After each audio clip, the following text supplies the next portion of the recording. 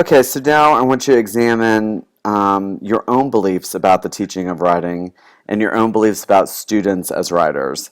We're going to record down our beliefs here toward the beginning of the semester and then re-examine them again at the end of the semester to see if they've changed.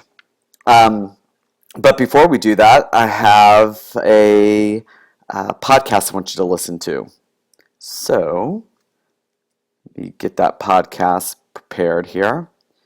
It's a This I Believe podcast titled The Careful Cultivation of Belief. Okay. When I asked students in my 12th grade writing class to submit an essay to this program, they shifted uneasily in their seats. "What if I don't believe in anything?" Charlie asked with genuine concern. He wasn't the type to manufacture a bratty excuse to evade an assignment. Others echoed his apprehension as they struggled to generate ideas. As they left class, several students asked, without a hint of irony, if I could suggest a topic to them. Although I did consider dispensing one of my beliefs du jour, plugging a favorite cause or two, I was too unsettled to act even in my self-interest. If my honors level high school seniors are typical non-believers, then the power to believe is in danger of extinction. More frightening is my Orwellian nightmare that schools may be leading the charge to vaporize belief. Like most cognitive skills, the development of a belief, what Virginia Woolf calls the fierce attachment to an idea, requires careful cultivation. It needs a rich soil and ample space to extend its young shoots.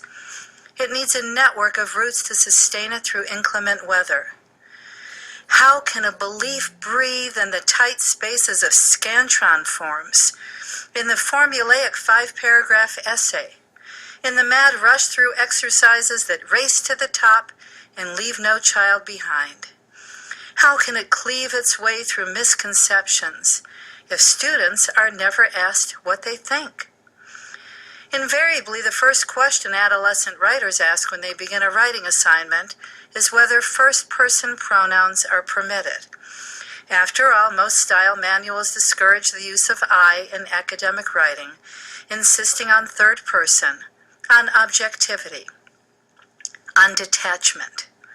But isn't detaching students from a topic tantamount to denying their right to believe?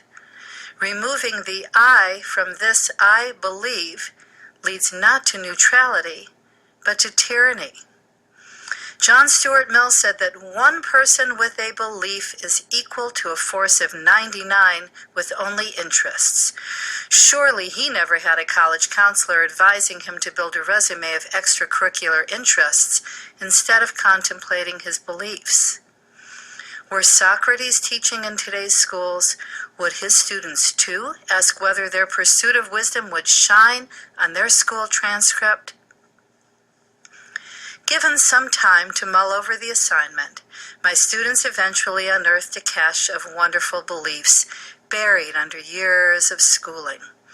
They believed in magic and science, in God and poetry, in friendship and true love, even in the Chicago Cubs. Liberated by the freedom to express their values, they were also terrified of their peers' disapproval. For once they attached an I to a claim, they could neither hide behind impersonal generalizations nor string together a clothesline of quotes from other sources. As they went around the room sharing their beliefs, they felt their power surge. The prospect of finding myself in a room of believers would not have appealed to me 20 years ago.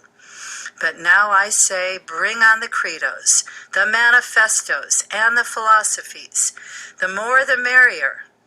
Imagine an academic resume that highlights candidates' beliefs instead of test scores and activities. This, I believe, could trigger a new era of education, and maybe even a revolution. All right, so piece. I've used this now for the last couple years. I just think it's a really powerful piece of writing that this English teacher has written, and I love hearing her voice reading it. Um, so what I want you to do is really think about, what do you believe? When's the last time When's the last time you've ever been to a professional development workshop in which somebody asked you that? You know? How often do we get a chance to really just state, I really believe this about teaching, or I really believe this about my students? I want you to be able to have that kind of agency, to be able to list what you believe about writers in your classroom, student writers, and what do you believe about writing teachers? What do you believe we need to be doing to cultivate the writer? And I want you just to make a list, just list it out. And do this in your daybook. What we'll do is, this is the beginning of the semester, so you have some beliefs, but maybe those beliefs will shift or change, or maybe you'll be adding to those beliefs as our semester goes on. And maybe what you learn from this class might kind of persuade you to revise your beliefs a bit. NCTE offers us some really great guidelines for beliefs in teaching writing that I just kind of want to highlight. I'm not going to read all of this, but I did want to highlight some of it because I think it's really informative. Give me a second to bring it up here. These are some different things that NCTE says. Everyone has the capacity to write. Writing can be taught, and teachers can help students become better writers. People learn to write by writing. Writing is a process. Writing is a tool for thinking, and writing grows out of many different purposes. Conventions of finished and edited text are important to readers and therefore to writers. Writing and reading are related.